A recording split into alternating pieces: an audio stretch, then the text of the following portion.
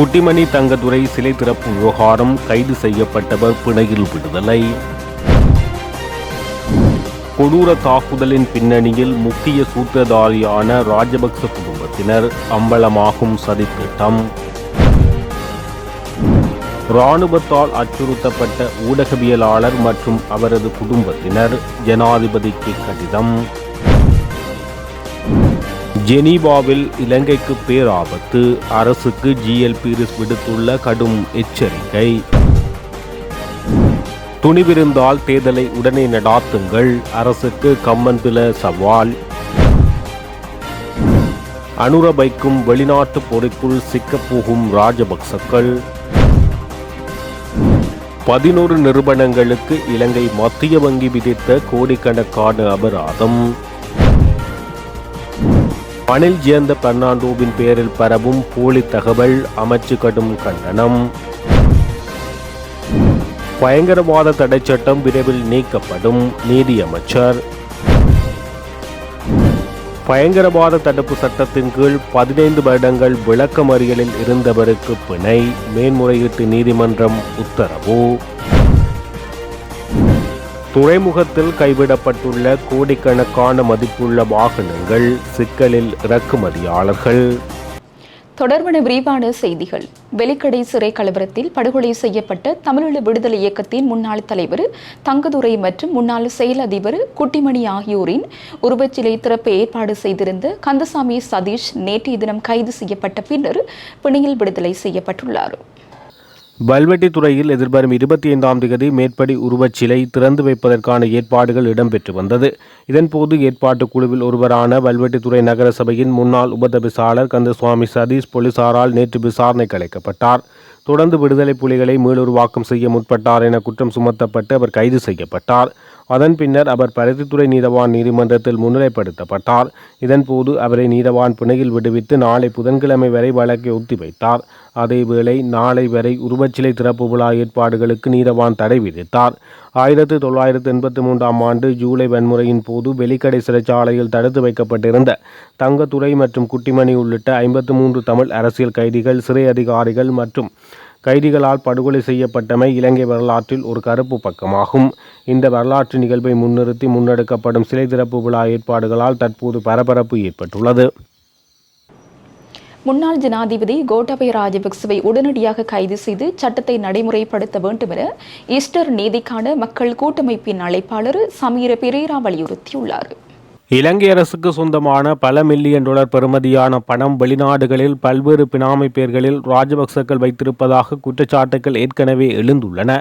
இது குறித்து தீவிர விசாரணைகளை சமகால அரசாங்கம் மேற்கொண்டு வருவதுடன் அதனை நாட்டுக்கு கொண்டு வர முயற்சிகள் மேற்கொள்ளப்படுகிறது. பிரித்தானியா, துபாய் உட்பட பல நாடுகளில் ராஜபக்சக்களுக்கு சொந்தமான பெருமளவு சொத்துக்கள் உள்ளதாக குற்றம் சாட்டப்பட்டுள்ளது. இவ்வாறான நிலையில் உகண்டாவில் தாம் பெருந்தொகை டாலர்களை பதுக்கியுள்ளதாக எழுந்துள்ள குற்றச்சாட்டுக்களை முடிந்தால் நிரூபித்து காட்டுமாறு பாராளுமன்ற உறுப்பினர் நாமல் ராஜபக்ச சவால் விட்டிருந்தமை குறிப்பிடத்தக்கது. இதேவேளை அதற்கமைய குற்றப்புலனாய்வு திணைக்களத்தின் விசாரணைகளுக்கு தொடர்புடைய நபர்களின் தகவல்களை பெறுவதற்கு கூட்டு சிறப்பு போலீஸ் குழு ஒன்று ஆஸ்திரேலியாவுக்கு அனுப்பி வைக்க திட்டமிடப்பட்டுள்ளது. 2013ஆம் ஆண்டில் ஸ்ரீலங்கா ஏர்பஸ் நிறுவனத்துக்கு 10 விமானங்கள் கொள்வனவு செய்யப்பட்டது. இதன்போது ஐரோப்பிய விமான நிறுவனம் ஒன்றிடமிருந்து 2 மில்லியன் அமெரிக்க டாலர்களை லஞ்சமாக பெற்றதாக தகவல் வெளியானது. இதனுடன் தொடர்புடைய சந்தேக நபர்கள் மற்றும் சாட்சிகளை கண்டறிவதற்காக இந்த நடவடிக்கை மேற்கொள்ளப்பட்டுள்ளது. ஊடகவியலாளர் லஹிர் தொழல்வல மற்றும் அவரது குடும்ப உறுப்பினர்களுக்கு இராணுவ மற்றும் போலீஸ் அதிகாரிகளால் மேற்கொள்ளப்பட்ட அச்சுறுத்தல் மற்றும் சட்டவிரோதமான துன்புறுத்தல்கள் தொடர்பாக உடனடியாக தலையிடுமாறு இலங்கை உழைக்கும் ஊடகவியலாளர் சங்கம் ஜனாதிபதி அனுரகுமார திசாநாயக்கவிடம் கோரிக்கை ஒன்றை விடுத்துள்ளது. அச்சங்கம் ஜனாதிபதிக்கு விடுத்திருக்கும் கோரிக்கையில் தெரிவித்துள்ளது. தினசரி ஆங்கில பத்திரிகையின் இணையதள ஆசிரியரான லகிரு தொலஸ்வல ஜூலை 15ஆம் தேதி தனது மனைவி மற்றும் 2 பிள்ளைகளுடன் காரில் தனது இல்லம் நோக்கி சென்று கொண்டிருந்த போது இராணுவ தளபதியின் பாதுகாப்பு வாகன தொடரணியைச் சேர்ந்த லேண்ட் குரூசர் வாகனம் ஒன்று அவர்களின் வாகனத்துடன் மோதியுள்ளது. இந்த சந்தர்ப்பத்தில் அவர் சம்பவத்தை காணொலி பதிவு செய்ய முயன்ற போது கொமாண்டோ அதிகாரி ஒருவர் அவரை அச்சுறுத்தி காணொலி பதிவை நிறுத்துமாறு உத்தரவிட்டார். இதன் காரணமாக அவரது குடும்பத்தினர் அந்த சந்தர்ப்பத்தில் கடுமையான அதிர்ச்சிக்குள்ளாகியுள்ளனர். அதைத் தொடர்ந்து வெலிக்கடை போலீஸ் நிலையத்தில் முறைப்பாடு பதிவு செய்ய முற்பட்ட போது அங்கு சுமார் 30 இராணுவ அதிகாரிகள் வருகை தந்து அவர் முறைப்பாடு செய்வதை தடுத்துள்ளனர். வெலிக்கடை போலீஸ் நிலையத்திலும் தொலஸ்பல பயமுறுத்தலுக்கு உள்ளாகியுள்ளார். இறுதியில் வாக்குமூலம் ஒன்று பதிவு செய்யப்பட்ட போதிலும் அழுத்தங்கள் காரணமாக அது மாற்றப்பட்டுள்ளதாகவும் அவரது தொலைபேசியில் இருந்த காணொலி சாட்சியங்கள் பலவந்தமாக அளிக்கப்பட்டுள்ளதாகவும் சங்கம் குறிப்பிட்டுள்ளது. சுமார் 4 மணித்தியாலங்கள் வரை நடைபெற்ற இந்த பயங்கர அனுபவம் காரணமாக லகிரு தொலஸ்வல மற்றும் அவரது குடும்பத்தினர் இன்னும் மன உளைச்சலில் இருப்பதாக அந்த கடிதத்தில் குறிப்பிடப்பட்டுள்ளது. முப்படைகளின் தளபதி என்ற வகையில் ஜனாதிபதியிடம் கூறுவது யாதெனில் சம்பந்தப்பட்ட இராணுவ அதிகாரிகளுக்கு எதிராக முறையான விசாரணை ஆரம்பித்து கடுமையான ஒழுக்காற்று நடவடிக்கை எடுக்குமாறும் மேலும் ஊடக சுதந்திரம் மற்றும் சிவில் உரிமைகளை பாதுகாப்பதற்காக எடுக்கப்படும் நடவடிக்கைகள் குறித்து இலங்கை உழைக்கும் ஊடகவியலாளர் சங்கத்துக்கு அறிவிக்குமாறு அந்த கடிதத்தில் குறிப்பிடப்பட்டுள்ளது. உயர் நீதிமன்றம் மற்றும் மேன்முறையீட்டு நீதிமன்றங்களில் உள்ள வெற்றிடங்களை நிரப்பாமல் நீதியரசர்களின் பதவிக்காலத்தை நீட்டிக்க அவசரப்படும் அரசின் போக்கு இலங்கையின் நீதித்துறை மீதான சர்வதேச நம்பிக்கையை சீர்குலைத்து ஜெனீவாவில் பெரும் பாதிப்பை ஏற்படுத்தும் என முன்னாள் வெளிவிவகார அமைச்சர் பேராசிரியர் ஜிஎல் பீரிஸ் தெரிவித்துள்ளார். முன்னாள் ஜனாதிபதி ரணில் விக்ரமசிங்கவின் அரசியல் காரியாலயத்தில் நேற்று நடைபெற்ற செய்தியாளர் சந்திப்பில் அவர் இதனை தெரிவித்துள்ளார். எந்தவொரு ஜனநாயக நாடும் இத்தகைய அரசியலமைப்பு திருத்தங்களை செய்வதற்கு முன்னர் பொதுமக்களின் கருத்தை கூறும். ஐக்கிய ராஜ்யத்தில் இத்தகைய ஒரு விடயத்துக்காக 18 மாத காலத்துக்குள் 1200 கருத்துக்கள் பெறப்பட்டன. ஆனால் எமது நாட்டில் அரசு எவ்வித வெளிப்படைத்தன்மையுமின்றி இதனை செய்கிறது. வழக்குகள் தேங்கி கிடப்பதாக கூறி பதவிக்கால நீடிப்பை கூறும் அரசு உயர்நீதிமன்றம் மற்றும் மேன்முறையீட்டு நீதிமன்றங்கள் உள்ள 4 வீதம் வெற்றிடங்களே நிரப்பப்படவில்லை. இந்த வெற்றிடங்களை நிரப்பாமல் வைத்திருப்பதன் மூலம் நீதித்துறை மீதான நம்பகத்தன்மை அரசு சீர்குலைக்கிறது. ஐநா மனித உரிமை பேரவை இலங்கை குறித்து விசேட விசாரணை பொறிமுறையை உருவாக்கியுள்ள நிலையில் உள்நாட்டு நீதித்துறை வலுவாக இருப்பதே நாட்டுக்கு பலம். ஆனால் இன்று நீதித்துறை அப்பட்டமாக அரசியலாக்கப்படுவதால் அது சர்வதேச மட்டத்தில் நாட்டின் நற்பெயருக்கு பெரும் பாதிப்பை ஏற்படுத்தும்.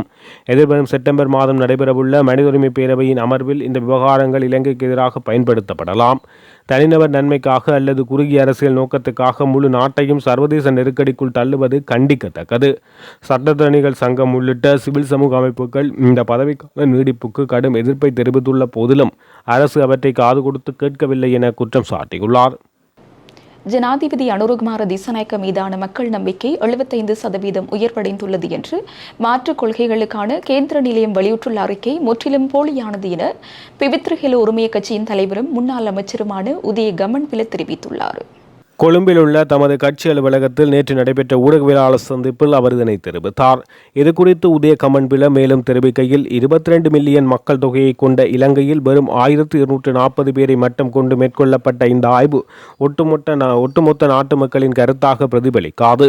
தேசிய அளவில் பாதிப்பு ஏற்படுத்தும் ஒரு விடயத்தை இவ்வளவு சிறிய மாதிரி அளவுடன் மதிப்பீடு செய்வது ஏற்புடையதல்ல. தேசிய மக்கள் சக்தியின் வாக்கு வங்கி குறித்த தரவுகளை அவர் முன்வைத்தார். 2024 ஜனாதிபதி தேர்தல் 42% வாக்கு, பொது தேர்தல் 62% வாக்கு, 2025 மே மாத உள்ளூராட்சி மன்ற தேர்தல் 43% வாக்கு. ஆட்சிக்கு வந்து 6 மாத காலத்துக்குள்ளேயே அரசின் வாக்கு வங்கி சடுதியாக வீழ்ச்சியடைந்துள்ளது. பொருளாதார பாதிப்பு மற்றும் வாழ்க்கை செலவு உயர்வால் மக்கள் கடும் அதிருப்தியில் இருக்கும் சூழலில் இத்தகைய சாதகமான அறிக்கையை வெளியிடுவது நகைப்புக்குரியது என அவர் குறிப்பிட்டுள்ளார். ஜனாதிபதி மீதான நம்பிக்கையை உறுதிப்படுத்தும் இந்த அமைப்பு மாகாண சபை தேர்தலை விரைந்து நடாத்துமாறு அரசுக்கு அழுத்தம் கொடுக்க வேண்டும். அப்போதுதான் உண்மையான மக்கள் தீர்ப்பு வெளியாகும், மக்கள் சரியான தீர்மானத்தை எடுப்பார்கள் என சவால் விடுத்துள்ளார். வெளிநாடு சென்றுள்ள ராஜபக்சக்களுக்கு எதிராக ஆதாரங்களை பெற்று அவர்களுக்கு எதிராக சட்ட நடவடிக்கை எடுக்க சமகால அரசாங்கம் தீவிரம் காட்டி வருவதாக அரசியல் வட்டாரங்களிலிருந்து தகவல்கள் வெளியாகியுள்ளது. இந்த சதித்திட்டம் தொடர்பாக முன்னாள் பொலிஸ் மா அதிபர் சி.டி. விக்ரமரத்ன தீர்மானமிக்க சாட்சியங்களை வழங்கியுள்ளார் என தெரிவித்துள்ளார். ராஜபக்ச குடும்பத்தினரும் அவர்களை சுற்றியுள்ள குழுவினரும் பாதாள உலக குழுவைப் போல் செயற்பட்டு கூலிப்படையினரை பயன்படுத்தி விசாரணைகளை திசை திருப்ப முயற்சிப்பதாக அவர் குறிப்பிட்டார். உய்த்த ஞாயிறு தாக்குதலை பகடைக்காயாக பயன்படுத்தி தேசிய பாதுகாப்பை உறுதிப்படுத்துவோம் என கூறிக்கொண்டு கோட்டபய ராஜபக்ச அதிகாரத்தை கைப்பற்றினார். இது ஒரு திட்டமிடப்பட்ட அரசியல் சதியாகும் என சுட்டிக்காட்டினார். பிணங்களை வைத்துக்கொண்டு அதிகாரத்தை கைப்பற்றியவர்கள் யார் என்பது தற்போது வெளிச்சத்துக்கு வந்துள்ளது. இந்த கொடூர தாக்குதலின் பின்னணியில் இருந்த சூத்திரதாரிகள் யார் என்பது முழு நாட்டுக்கும் இப்போது தெரியும் என அவர் குறிப்பிட்டுள்ளார்.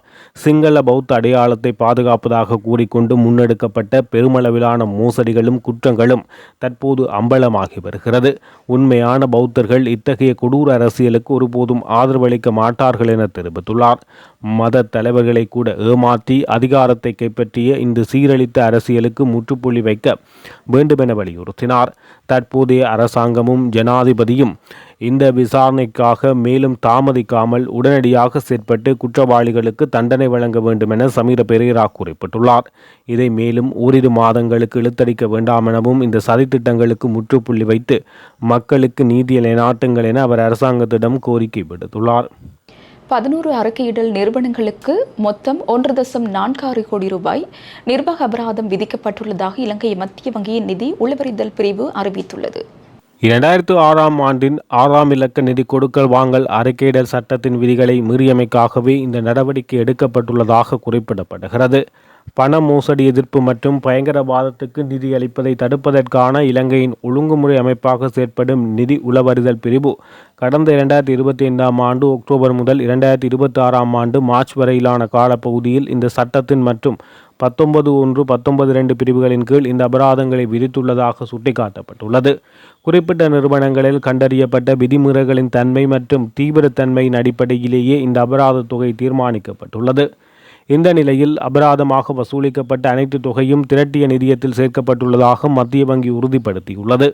அறிக்கையிடல் நிறுவனங்களிடையே சட்ட இணக்கப்பாட்டை வலுப்படுத்துவதற்கும் இலங்கையின் நிதியியல் அமைப்பின் நம்பகத்தன்மையை பாதுகாப்பதற்குமான தொடர்ச்சியான முயற்சிகளின் ஒரு பகுதியாக இந்த நடவடிக்கை எடுக்கப்பட்டுள்ளதாக மத்திய வங்கி தெரிவித்துள்ளது. தொழில் மற்றும் நிதி மற்றும் திட்டமிடல் பிரதி அமைச்சருமான அனில் ஜெயந்த பெர்னாண்டோவின் பெயரை பயன்படுத்தி சமூக ஊடகங்களின் ஊடாக பொய் பிரச்சாரம் முன்னெடுக்கப்பட்டு வருவதாக தொழில் அமைச்சு தெரிவித்துள்ளது. அதன்படி பௌத்த மத யாத்திரைக்கான தம்பதிவ பயணம் மற்றும் தாய்லாந்துக்கான ஆன்மீக சுற்றுலா பயணங்களை தடை செய்வதற்கு அரசாங்கம் ஆயத்தமாகி வருவதாக பரவும் தகவல்கள் முற்றிலும் போலியான செய்தியாகும் என அமைச்சு மறுத்துள்ளது. தொழில் அமைச்சினால் நேற்று விடுக்கப்பட்ட அறிக்கையில் இந்த விடயம் சுட்டிக்காட்டப்பட்டுள்ளது. மேலும் அந்த அறிக்கையில் அனில் ஜெயந்த பெர்னாண்டோவின் பெயரை பயன்படுத்தி பௌத்த மத யாத்திரைக்கான தம்பதிவ பயணம் மற்றும் தாய்லாந்துக்கான ஆன்மீக சுற்றுலா பயணங்களை தடை செய்வதற்கு அரசாங்கம் ஆயத்தமாகி வருவதாக சமூக ஊடகங்கள் ஊடாக மிக மோசமான முறையில் அப்பட்டமான பொய் பிரச்சாரம் முன்னெடுக்கப்பட்டு வருகிறது.